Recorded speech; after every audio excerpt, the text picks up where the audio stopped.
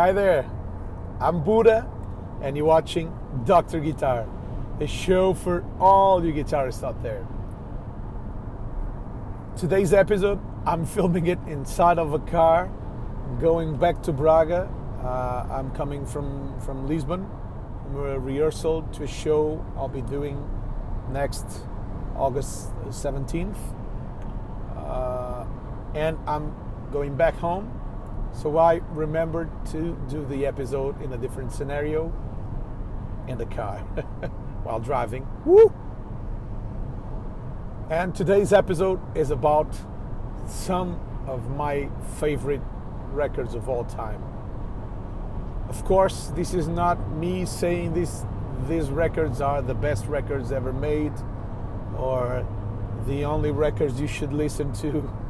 It's just a selection of the records that had a big impact in my life and in my musicianship. And the number one record, my favorite record of all time, is the record that defines me as I am, is Blood, Sugar, Sex, Magic, Red Hot Chili Peppers. That record really changed my life because it is a cross between rock, funk, a lot of groove, a lot of Hendrix things, a lot of even jazzier things, sophisticated harmony, even Celtic music with Breaking the Girl, for example. Tone-wise, it's incredible. That record really defined me, and John Frusciante is still one of my favorite guitar players of all time. And they made me find Hendrix. They made me discover the blues. So it is almost the beginning of the journey. It was not the record that threw me into music, but it is the record that made me want to play better, made me want to solo better, made me want to chase a great tone. And even as a producer, that record really influences me.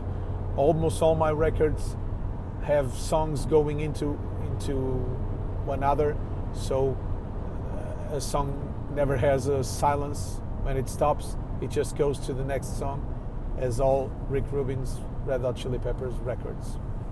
So that is if I only had to choose one record, it would be Blood, Sugar, Sex, Magic.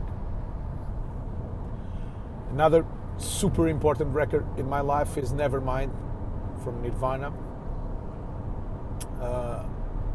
It's the record that made me wake up to music, that made me feel like I want to be a musician. This is what I want to do for the rest of my life. And it was before Blood, Sugar, Sex, Magic. So I was a little kid, and when Smells Like Teen Spirit went on radio, I was, what is this? What is this heaviness, this raw, this anger? And as a teenager, it is very appealing, that rudeness. But the record is a masterpiece, sound-wise too, because it is super different from what it was being done back then. It has no reverbs. It's punchy. It's aggressive, dry. Even if you compare it to Pearl Jam's 10, that record is wet, full on reverb, or Appetite for Destruction, or Use Your Illusion, Guns N' Roses' Use Your Illusion. They are stadium records, and the Nevermind is raw, but very hi-fi too. So it is powerful, and the playing is incredible. It changed my life. It made me want to be a musician. The first song I've ever learned how to play is Come As You Are. The riff from Come As You Are. And I remember it being super difficult. I thought I will never learn how to hit a string and not the other. How can they know which string to play? It's so hard. It's funny. We've all been there. And still to this day, I think that it's an icon of my generation. It defines my generation. I was a teenager in the 90s, so that record really is a symbol of the 90s, and to me it's still incredible to this day. Another great record, and not by any chance by order. These two are very fundamental in my musicianship, because Nevermind was the one that woke me up to music and that made me want to play, and that gave me that rawness and that contrast, because Nirvana on that record always have quiet parts like Smells Like Teen Spirit intro, and I think that stuck with me, that contrast of really quiet, real quiet, clean parts with a heavy hit on the chorus or on the next song parts. So that really stuck with me. But Blood Sugar Sex Magic, Red Hot Chili Peppers Blood Sugar Sex Magic, was also a fundamental record to me, because it all the chops, all the playing, all the technique. Flea's playing is all over, because he plays really difficult parts, but at the same time he plays really simple parts, like only the root note on Funky Monks, for example. And that stuck with me, is to use difficult things, complex things, but to use simple things too. The rhythm playing on that record, it's all incredible. It's the tone I've been chasing all my life. And these two records are very critical to me. The next records I'll be talking about are records that influenced me, but not by any specific order. But since we're talking about tone and playing and magic, Jimi Hendrix is a huge influence on me. I've never mimicked his playing, because I can't, and I never bothered to do it. But I listen to it, and the concept of what Jimi does, it's even more important to me than the notes he plays on certain music.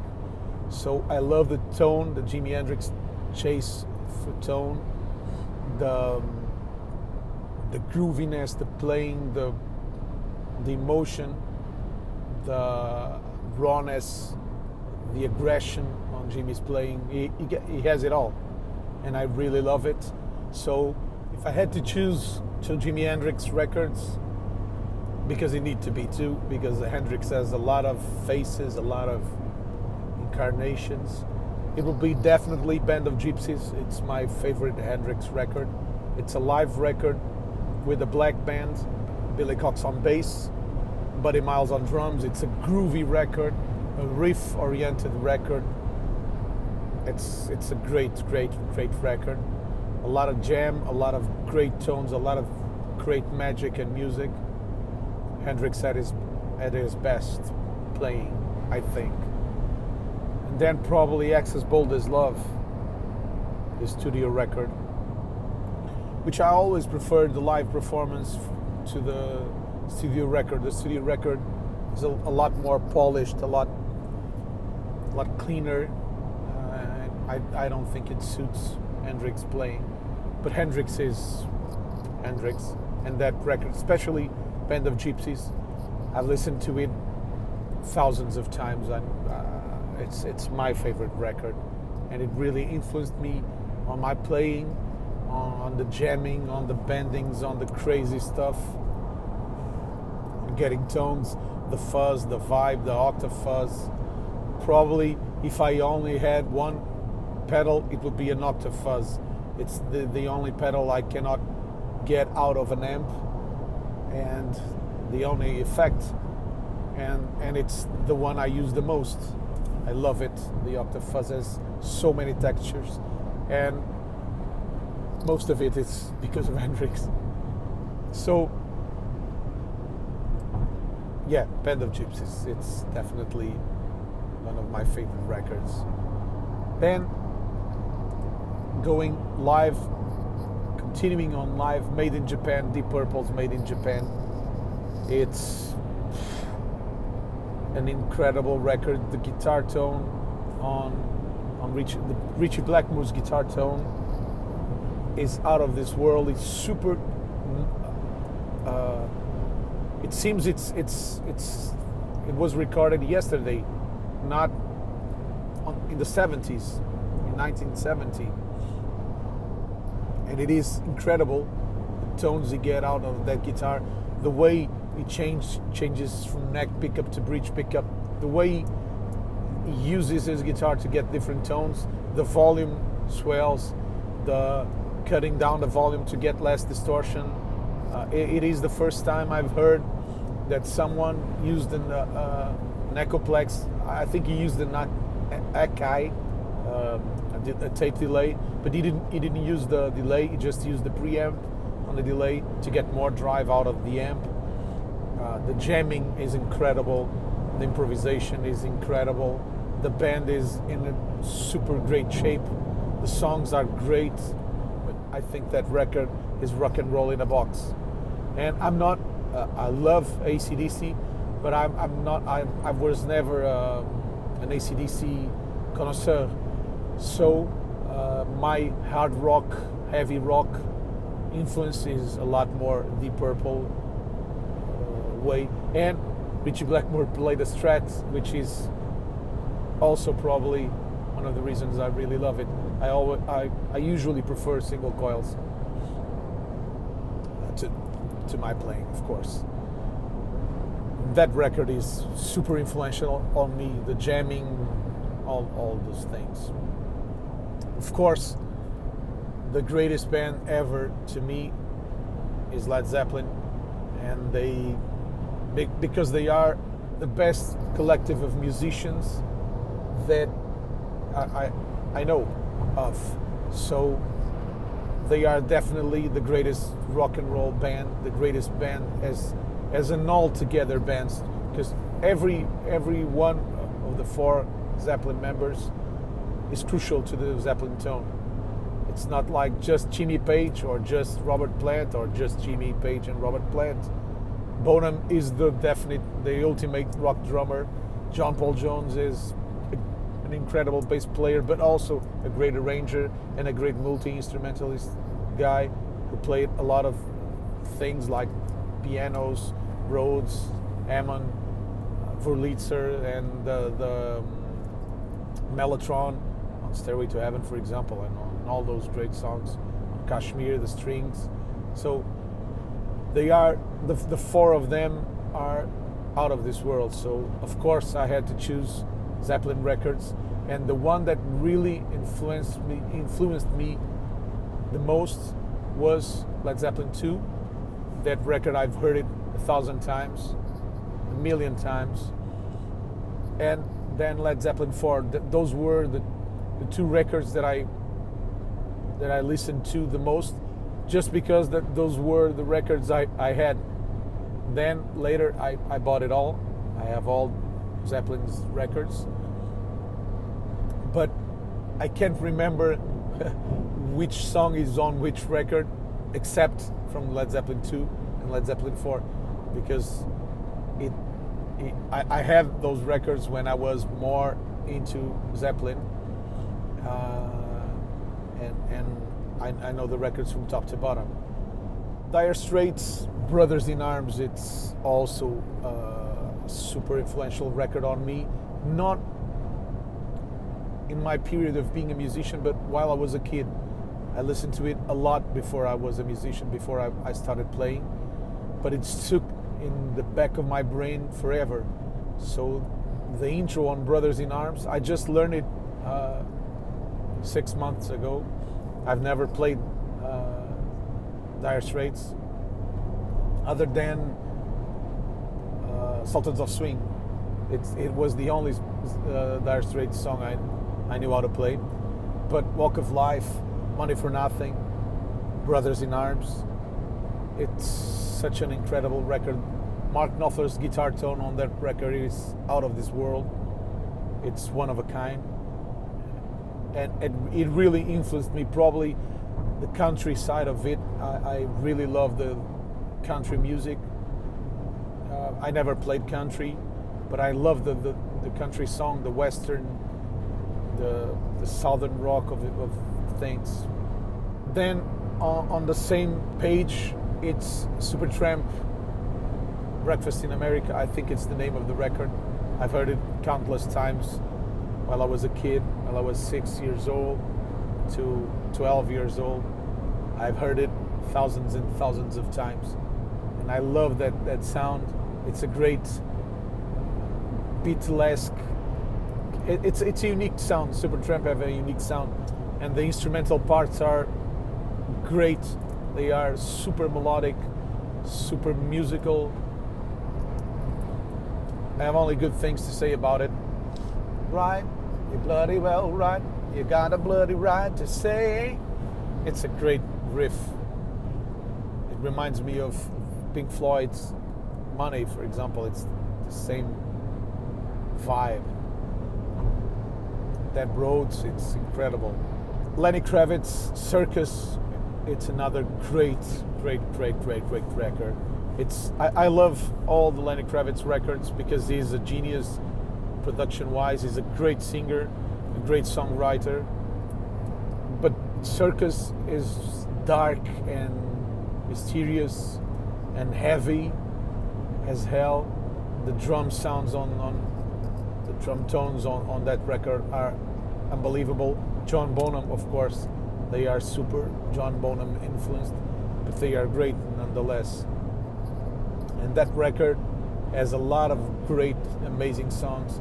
Although it's hard to me to choose a Lenny Kravitz record. To that record, I think I love it all. To Circus, I have almost no favorite record. Let Love Rule is a great record. Are You Gonna Go My Way is a great record. Mama Said is a great record. It's amazing. It's the vintage tones he gets out of the instruments. It's great. It's a great thing. But Circus is definitely one of the records that really stuck with me. Then I have Chris Cornell's Euphoria Morning. I had that record in my car like for 3 years in a row. I listened to it every day. I never got tired. It's incredible. The songwriting, it's incredible. Chris Cornell's singing, it's unbelievable. And I was never a Soundgarden fan. I like it, but I was never like... I was a lot more into Pearl Jam and Red Hot Chili Peppers and Nirvana than into Soundgarden or Alice in Chains or Blind Melon. It was not... I didn't like that depressed, too strange grunge scene. I like it, but I didn't follow it and didn't love it. But Chris Cornell's Euphoria Morning, it's a record that influenced me a lot in terms of songwriting. The singing is unbelievable. It's probably one of the singers that influenced me the most, although I think I do not sing anything close to Chris Cornell, but the lines, the melody lines, the way he pushes his vocal into distortion, I really love it. Really love it. That's a great record. And then the Audio Slave records are also great with him. I love it. I love the mix between Rage Against the Machine and Chris Cornell's writing and singing. Waiting for the Punchline is a great record. It's a rock and roll record.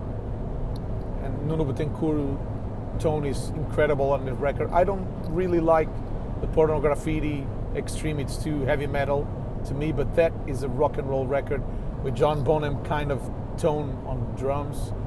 Very roomy, very big drums, and a great band playing together. The singing is great, the songwriting is great. I love it. And I listen to it a lot of times. Tracy Chapman's first record is also very influential on me, probably because of the songwriting, the singing, and I learned a lot of songs from that record because they were kind of easy to play on the guitar, and the songs are beautiful. The production is incredible on that record. I think it is 89, but it doesn't sound like the 80s. It sounds like at least the 90s. It's a dry record with not a lot of reverb, great tones into it, great arrangements. It's a really good record, and it sounds really good. And the songs are great. Tracy Chapman singing is incredible. It's one of my favorites. I think she got it all from Nina Simone, but I'm not sure. But that record really had a strong influence on me, and I still like it till this day. Jamiroquai's Traveling Without Moving is also a record that really got printed in my DNA. I love that disco groovy tones. The songwriting is killer. JK singing is incredible. The bass parts are, well, it is all really beautiful, really perfect to my ears, and it really stuck with me. It really made me. I'm talking about records that I really wanted to have done myself. I'm jealous because I wish I had done those records. You know what I mean? So those are records that I'm really a fan of. It's not just records I like, because I like a lot of music, a lot of records, but those records, I wish they would have been done by me. And another great record is Rage Against the Machines, the first record. Evil Empire is also good, but the first had it changed it all. It's like you can't mix rock with rap, with hip hop. You can't do it like this. Okay, if that's okay. And I did a lot of things like Rage Against the Machine, inspired on Rage Against the Machine. The guitar riffing, Tom Morello's guitar riffing is out of this world. He's a unique guitar player. Zach is incredible singing, and the rhythm section is out of this world too. They are super aggressive, super tight, super groovy. It's a great record. It's still to this day a rock icon. And by talking about rock icons, Metallica's Black Album is also super influential on me. I don't remember if I was listening to Metallica's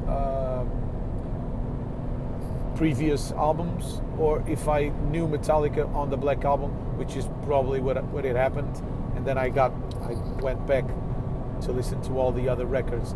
But that record, Black Album, was really a game changer, because heavy metal never sounded so heavy until that day. And Black Album was super influential on me. I heard it thousands of times. I never had the CD. I just recently bought it because I only had a cassette with it recorded, but I've listened to it. I've ruined 2 Walkmans listening to all these records, to Made in Japan, to Band of Gypsies, to Metallica's Black Album. It was crazy. Another record that really influenced me was Caetano Veloso, Qualquer Coisa. Brazilian MPB, Bossa Nova. The songwriting, the singing, the lyrics, the guitar playing. Caetano Veloso is one of my biggest influences. And I think it is, when I talk about my influences, it's funny because I find I don't have a pattern. I don't listen to blues. I don't listen to rock, funk, jazz. I listen to it all. Not just, my influences are not in the blues, just in the blues. And they are not in the rock. They are not in heavy metal or thrash or jazz. I have a lot of different influences. And I think that's one of the great things about music. You don't need to be stuck within a genre. And in order for you to create original material, original stuff, to bring something new to the world, you need to listen to a lot of different artists and songwriters. And the important thing, if you can only take one thing from this episode, is that in order for you to be original, to make a difference in the world, to make something different, to bring something new to the table, something new to the world of music, you need to listen to a lot of different bands, a lot of different genres. You need to look way beyond what you are playing, because if you play metal and you only listen to metal bands, you will not be bringing anything new, because you will be playing like all the metal bands. So you should listen to the more genres you can listen to, in order to have different language, different taste, different ideas, and to be more original. I think that's the important thing. Not that you should listen to these records, which by the way you should, because they are great records, but these records are just the ones that influenced me, and not the ones you have to listen to, or the ultimate musical experience. Well, that's it. I hope this has been helpful to you. If you haven't done it yet, please subscribe to the YouTube channel, share it with the world. We'll see each other next week. Bye bye.